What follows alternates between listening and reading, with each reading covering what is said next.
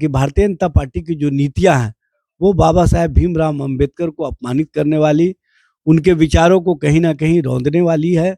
और उसके साथ आप बने रह करके रथ यात्रा निकाल करके कौन सा संदेश देना चाहते हैं? नरेंद्र मोदी से मांग कर रहे हैं कि ऐसे मंत्री को आप मंत्रिमंडल से बर्खास्त कीजिए जो बाबा साहेब के संविधान और संवैधानिक व्यवस्था के खिलाफ जाकर के उनके विचारों को कहीं ना कहीं अपमानित करने का काम कर। और भारतीय जनता पार्टी जिन सवालों पर घिर चुकी है उन सवालों का जवाब उसके पास नहीं है, इसीलिए अनर्गल बातें करती है, अनर्गल प्रलाप करती है।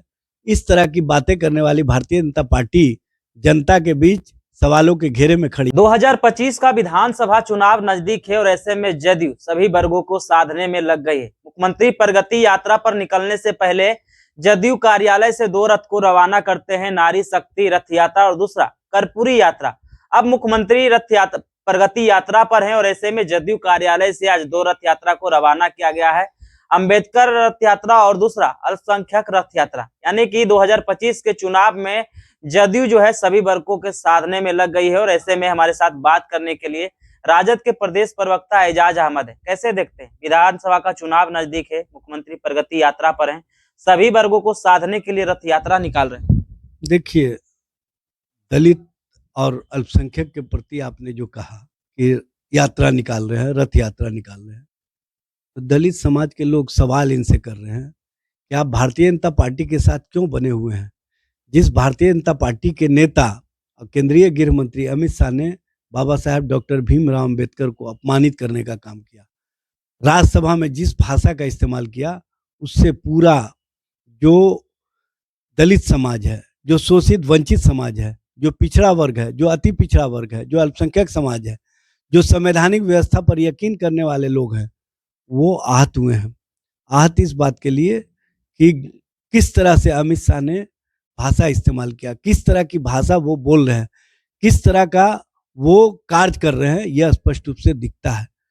जब विपक्षी दलों के लोगों ने उनसे माफी की मांग की, आंदोलन किया, पूरा बिहार और पूरा देश आंदोलित हुआ, तब भी वो अपने उस बात को वापस लेने के संबंध में एक भी बात नहीं कहे। तो इसका मतलब है कि भारतीय जनता पार्टी की जो नीतियां हैं वो बाबा साहेब भीमराव अंबेडकर को अपमानित करने वाली, उनके विचारों को कहीं ना कहीं रौंदने वाली है। और उसके साथ आप बने रह करके रथ यात्रा निकाल करके कौन सा संदेश देना चाहते हैं? आप स्पष्ट कीजिए ना कि भारतीय जनता पार्टी के साथ आप क्यों बने हुए हैं? दलित समाज को सम्मान देना चाहते हैं तो उनसे आप कब तक गलबहिया करते रहिएगा?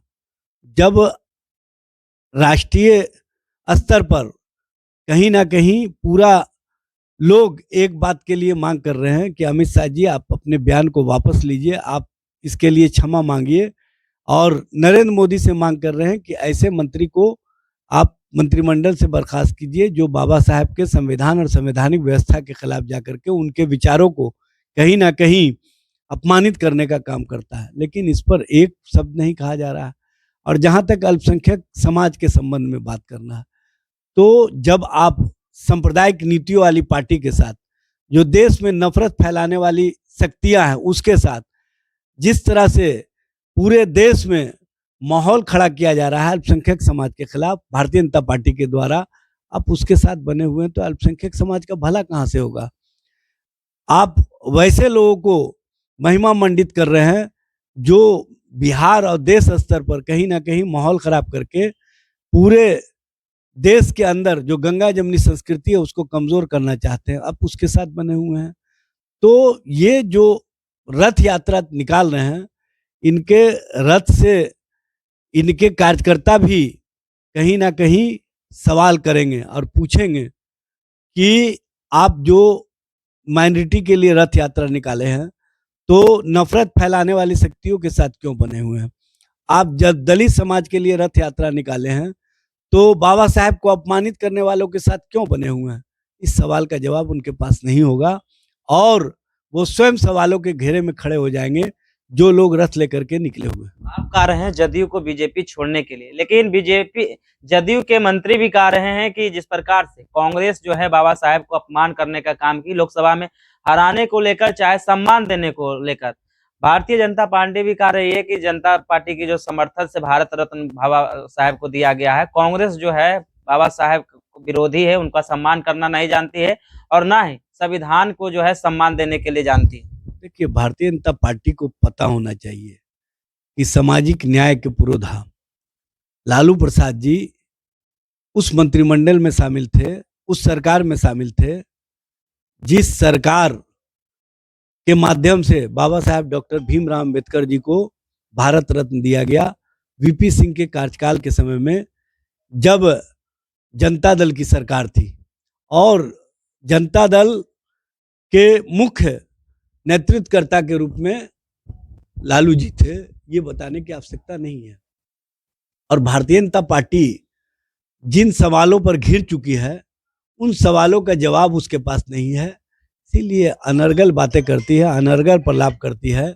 इस तरह की बातें करने वाली भारतीय जनता पार्टी जनता के बीच सवालों के घेरे में खड़ी है और बाबा साहेब के अनुयायी उनसे पूछ रहे हैं कि आप बाबा साहेब का अपमान कब तक करते रहेंगे। मतलब आप ये बात को मानते हैं कि जदयू जो है बाबा साहेब को सम्मान देने के काम कर रही है, दलितों अति पिछड़ों के लिए लगातार काम कर रही है? देखिए, हम मानते का बात नहीं है।